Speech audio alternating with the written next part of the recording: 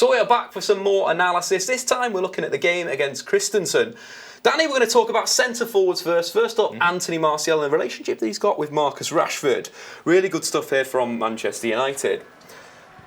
So Danny, we're going to break the play down now. What are you looking at as for two centre forwards or two players playing in that central position? I think what's interesting for me, you look Marcus there making the running behind. You know, United have always had a tradition of playing two up front, and then in this instance you've got Marcus running in behind. You've got Anthony Martial coming into feet. By the fact that Marcus is running in behind, it gives this little bit of space, this little bit of an avenue for the ball to go into Anthony Martial's feet.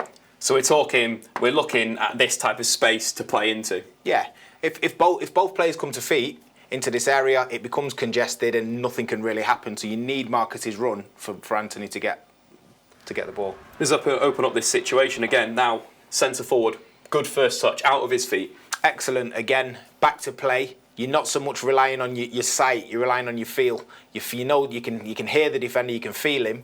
When Anthony feels him there, he just uses his body, rolls him, and then manages to fashion out a shot for himself. And does everything right, apart from at the back of the net. And that good relationship with Marcus Rashford and Martial in that central position, a theme, but also getting shots away. Something that we've seen in pre-season time and time again for Manchester United. So let's move on to another point. Scott McTominay, who I thought had a really good first half against Kristiansund over in Oslo. He was good, Scott. He picked up positions like this all day. You know, these little pockets. I think this is his. This is his second time in the first half that he does this. The first one he flashed across the goal. This instance, you just see he's pointing, looking in between the two Kristiansund players, this one and this one, trying to find the gap in between. Does so, if you go ahead, and knows what's behind him already. But he has to be quick. His feet have to be quick, and unfortunately, hits the post at the end of the first half. It goes out for a goal kick. It's really nice from Scott McTominay. We've seen him in that deeper position. Now we've seen him in those advanced areas. Always finding that pocket of space, identifying, look, centre-back, full-back, there's a pocket of space there. So we're going to move on to the second half of the game. More counter-attacking from Manchester United. The United of old, another good opportunity where United have won a second ball, but look to break with pace. 3v3. We've seen that time and time again. Yeah, United have got Pereira breaking here. He's got for United the right side of the midfield. As he's coming forward, you've got the initial run here from Chong. For me, at this point near as he's got the ball, he's got to release Chong. Chong's in full flight. He doesn't release him, and the defenders, as you see, these guys all want to make it as tight as possible, so they close out the space eventually.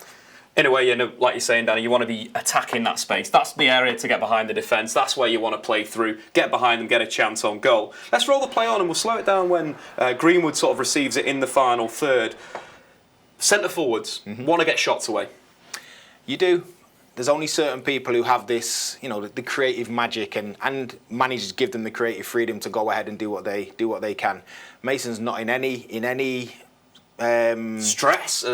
Any stress, no bother here. The only thing in his mind is, can I get a shot away? Can I create something? And again, that's what he does time and time again on this tour. We've seen him get that little bit of a yard. A decent shot. Yeah, a little bit of magic. Firstly, he's so two-footed, he's difficult to defend. Goes on his left, comes back on his right. Doesn't execute as he would have done, but again, just shows his threat. Again, we've seen his two goals, both with his left foot, this time with his right foot. It's really difficult to defend against when you can go both ways so comfortably and get shots off both feet.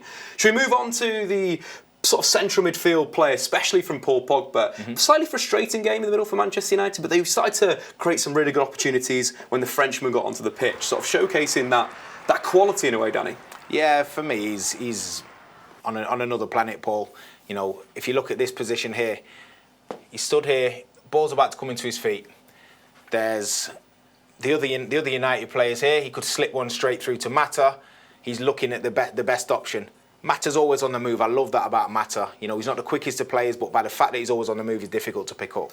Good width from United again, something that we've highlighted. Delo down at the bottom, and then we've got Chong motoring in on this side, and in fact, that is the pass that Paul Pogba spots. A lot of bodies around the ball, and then Chong opening himself up and getting a strike on goal. But that little moment there, it's just the quality of Paul Pogba, right? It's the vision as much as anything, because he knows Chong's coming out. You know, you're talking about using all your senses as a player. You don't have to see somebody. You can hear the shout. You know, you can hear the timing of the shout. You know somebody's coming, and he did that and slipped Chong in to have a shot. It's like having that 360 sort of sensor around your head, and we'll see that again for the goal. We've got to take a look at that because it's such a good pass from Paul Pogba. Let's roll it through, Danny. So the key guy that sort of we've got to pick out first, though, has to be Juan Mata. You mentioned just then it's his movement that's been so good. And it is, that's him. He's always on the move. Again, not easy to pick up, and that's what makes him pop up in certain situations. And people go, well, how's he managed to get there? But it's because he's intelligent. When he's working with intelligent players, like as in Paul in this case, you'll see what happens. So make sure, got to watch Juan Mata, but not the only player that you've got to watch right now, because we've got to take a look at Paul Pogba. If you look at the disguise he puts on his pass here, everybody thinks he's going to take a shot. Nobody's noticed this. Nobody's noticed this run here of Juan coming in there, apart from Paul. Paul sees it. He disguises key. If you look at it, if you just play it on, he disguises it and reverses the pass in there. Beautiful. So good. So we're talking about that 360 vision that he's looking the other way, he's playing the other way, he knows where Juan Mata's gone, he's facing away from goal, and he's played that reverse pass to perfection. From the penalty spot, Juan Mata.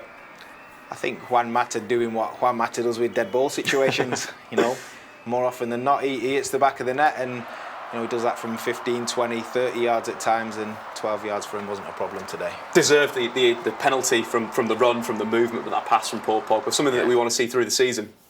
Without a shadow of a doubt. A few instances there, but I think as the team beds in and the seasons you know, gets underway, you'll see more and more moments of quality from not just Paul but from the rest of the team. They're in good flow at the moment. I think that's the side, you know, we've got the width, we've got the runners, we've got Paul Pogba who's playing with that such freedom and confidence. It's going to be an exciting season for Manchester United. But anyway, there's our thoughts on the game against Kristiansund.